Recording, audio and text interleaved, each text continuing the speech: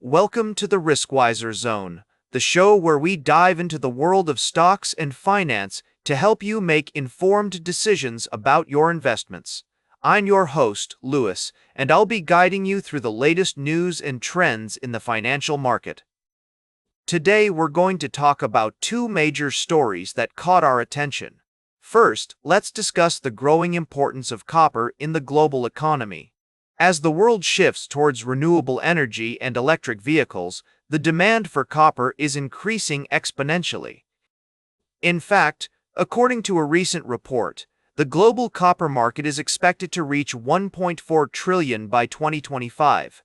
But what does this mean for investors?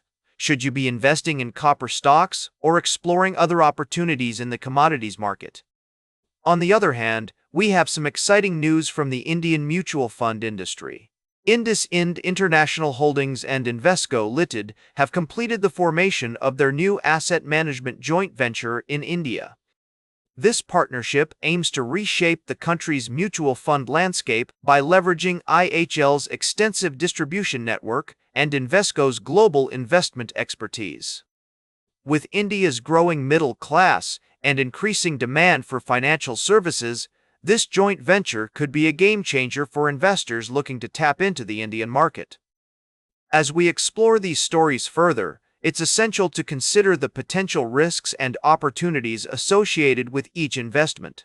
Whether you're a seasoned investor or just starting out, it's crucial to stay informed and adapt to the changing market landscape. So, let's take a closer look at the implications of these developments and what they might mean for your portfolio. We'll be right back with more from the world of stocks and finance on the Riskwiser Zone. Welcome back to the Riskwiser Zone. We're glad you're still with us as we dive into our middle segment. Today we're discussing the future of Berkshire Hathaway, the conglomerate led by the legendary Warren Buffett. As Buffett prepares to step down as CEO at the end of 2025, many are wondering what's next for the company. Berkshire Hathaway has a long history of success, and much of that can be attributed to Buffett's unique approach to investing and managing risk. However, with incoming CEO Greg Abel taking the reins, some things may change. Abel has stated that he will maintain the company's culture and philosophy, which is reassuring for shareholders. One thing that might change is the makeup of Berkshire's equity investment portfolio. Abel may give the company's current investment managers more financial resources, potentially leading to a greater presence in tech stocks. Additionally, there's a possibility that Berkshire Hathaway could initiate a dividend program, although this would depend on Abel and the board's assessment of the best way to reward shareholders. It's worth noting that some analysts have expressed concerns about Berkshire's future without Buffett at the helm. One Wall Street analyst recently issued a rare underperform recommendation for the company, citing Buffett's departure as a key reason. However, others are more optimistic, predicting that Berkshire will continue to thrive under Abel's leadership. In fact, one prediction suggests that Berkshire Hathaway could have a market cap of between $1.5 trillion and $2 trillion by 2030. While it's impossible to know for certain what the future holds, it's clear that Berkshire has a solid foundation to build on. As we consider the potential implications of Berkshire's transition, it's essential to remember that the company's success is not solely dependent on one individual. The culture and philosophy established by Buffett and his partner Charlie Munger will continue to guide the company's decisions, and Abel has expressed his commitment to maintaining this approach. Ultimately, only time will tell how Berkshire Hathaway performs under new leadership. But for now, it's clear that the company is poised for continued success, with a strong foundation and a talented team at the helm. Welcome back to the Riskwiser Zone. As we wrap up today's show, let's take a closer look at two quantum computing companies that have been making waves on Wall Street: Rigetti Computing and D-Wave Quantum.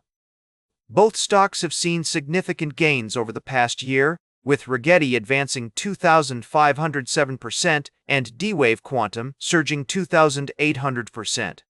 However, some analysts are now sounding the alarm, warning that these stocks may be wildly overvalued.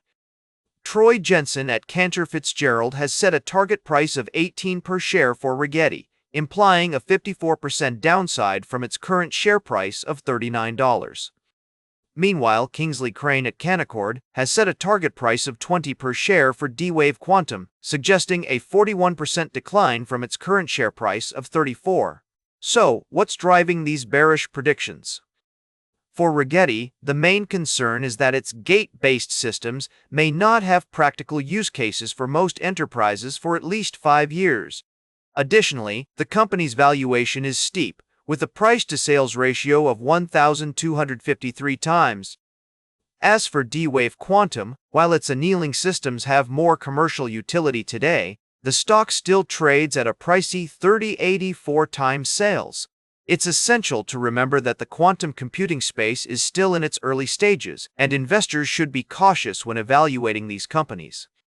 While they may hold significant potential for long-term growth, their valuations are undeniably rich. As with any investment, it's crucial to do your own research, consider multiple perspectives, and never put all your eggs in one basket. That's all for today's Riskwiser Zone. Remember to like, share, and subscribe, and until next time, keep your finances in check.